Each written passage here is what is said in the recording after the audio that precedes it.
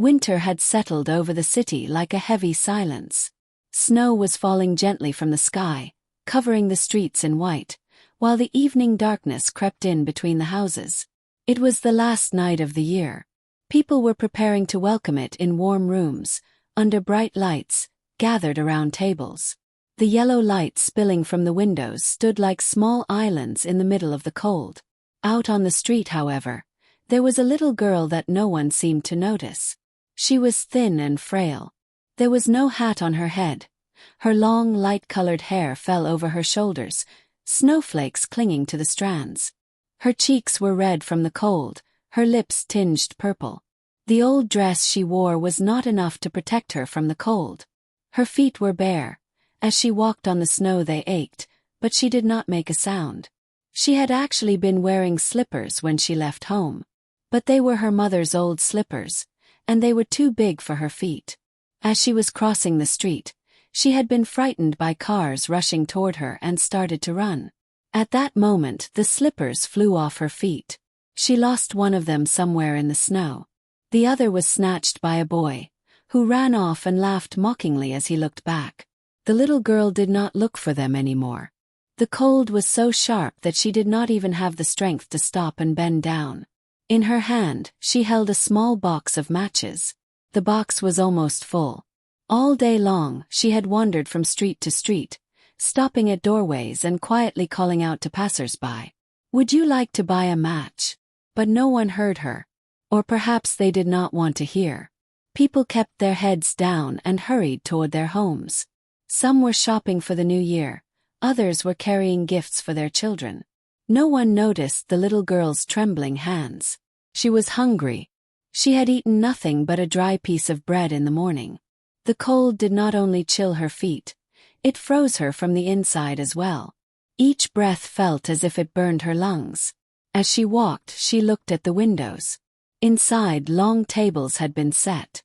White tablecloths, shining plates, glass cups. In some houses, Christmas trees were decorated. Candles were burning, lights were flickering.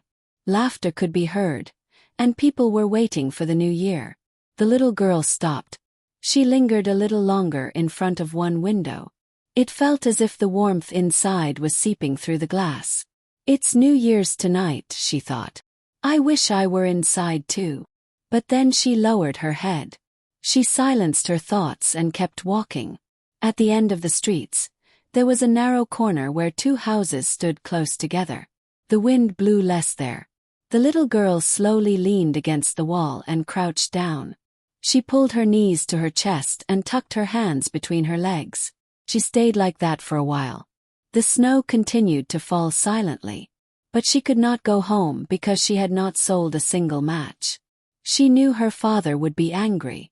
Besides, the place they called home was not warm either. It was dark and cold, with wind seeping through the roof. With trembling hands, she took out the matchbox. She looked at it for a long time. Then she took one match from inside. "Just one," she whispered. "Only to warm up a little." She struck the match against the wall. In an instant, a small flame flared up. When the tip of the match caught fire, the dark corner lit up for a moment. A yellowish, flickering light fell upon the little girl's face. The match she held in her palm burned like a tiny candle. When the warmth of the flame touched her frozen fingers, she sighed involuntarily. Even this tiny bit of warmth felt like a great gift to her. She could not take her eyes off the flame. Suddenly, a large stove appeared in front of her. It was made of iron, decorated with carvings, its sides adorned with brass pipes. Inside, it burned brightly, and the warmth spreading from it wrapped around her entire body. The little girl felt as if she were truly sitting in front of the stove. She stretched out her feet and tried to warm her cold toes. "How warm," she murmured. Just as she was about to move her feet a little closer to the flame, the match went out. The light vanished. The stove disappeared in an instant. All that remained was the dark, cold wall and the burned matchstick in her hand. For a moment, the little girl looked around in confusion. Then she lowered her head. She understood that she had been dreaming. But even that brief moment had been enough to warm her inside. She hesitated for a while. The matches were very precious. She could not burn them all.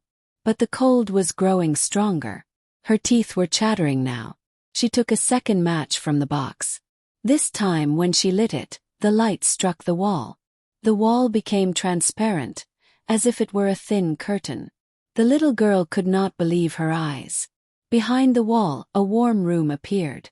In the center stood a long table. A spotless white tablecloth was spread over it. Shining plates, glass pitchers, and fine porcelain decorated the table. And right in the middle was a large roasted goose. Steam rose from the goose, spreading a delicious smell around. The little girl's stomach growled. She had been hungry all day. Her eyes widened and she licked her lips. Then something strange happened. The goose suddenly jumped down from the plate. Holding a fork and a knife, it began to waddle along. As if it were alive, it walked toward the little girl. She was not afraid. On the contrary, she smiled with joy. "Are you coming to me?" she whispered. Just then the match went out. The room, the table, the goose, all disappeared at once. Once again, only darkness and cold remained. The little girl sighed. She was still hungry. But what she had just seen had warmed her heart in a strange way. It was as if she had forgotten her hunger for a moment. She lit the third match. This time, she found herself beneath a magnificent New Year's tree. The tree was so tall that its branches almost touched the ceiling. Hundreds of candles were burning on it. Colorful ornaments and glass toys hung from the branches. The lights were dazzling. The little girl looked up in admiration. She reached out her hands, wanting to touch the decorations. At that moment, the candles began to tremble. One by one they started to rise upward. As they rose, they grew larger and brighter. Then the little girl understood. These were not candles but stars. The sky suddenly filled with stars. The little girl lifted her head and held her breath. Just then one of the stars fell. It vanished, leaving a long bright trail across the sky. The little girl spoke softly. "Someone has died now." Her grandmother had told her that. Years ago, on an evening they had spent sitting together, the old woman had explained it with a smile. Whenever a star falls, a person's soul rises to the sky. "Grandmother," she said. The little girl's face softened. She missed her dearly. Her grandmother was the only person who had ever been kind to her. Her warm hands and gentle voice were still vivid in her memory. With trembling hands, she lit another match. This time the flame burned brighter. It was as if the dark corner had surrendered to the light. The space around the little girl brightened, and from within that light a familiar silhouette appeared. At first it looked like a soft shadow, then it took shape. It was her grandmother. Her face was radiant as always, her gaze full of love. There was neither weariness nor sorrow in her eyes. Wearing her old but clean clothes, she stood before her as if she had never left. When the little girl saw her, she could not breathe for a moment. Her eyes filled with tears, her lips trembled. "Grandmother!" she cried out. Her voice faded into the dark street, but her grandmother had heard her. She smiled and opened her arms. The little girl tried to stand up, but her legs would not hold her. Still, she could feel her grandmother's warmth. "Take me with you," said the little girl. "Don't go. I know you'll disappear as soon as the match goes out. Just like the stove, the food, the tree, you will disappear too." She was afraid. Afraid of being alone, afraid of the cold, afraid of the darkness. But most of all, she was afraid of losing her grandmother once again. So she looked at the matches left in her hand. She did not even count how many were in the box. Whatever there were, she lit them all at once. Suddenly everything was as bright as day. The flames were so strong that the darkness vanished completely. Her grandmother now looked much bigger, much more beautiful. Her face was surrounded by light. The little girl had never felt so peaceful in her life. Her grandmother bent down and wrapped her in her arms. Their embrace was warm. The little girl was no longer cold. She was not hungry. Fear was slowly withdrawing from her heart. "We are leaving here now," her grandmother said in a gentle voice. To a place where you will never be cold or cry again. The little girl rested her head on her grandmother's shoulder. She closed her eyes. There was a bright light around them. The light was rising, carrying them upward. The streets, the houses, the snow were left below. Cold, hunger, and loneliness were left behind. The sky widened. The stars drew closer to them. The little girl felt her heart grow lighter. Nothing hurt her anymore. When morning came, it was the first day of the year.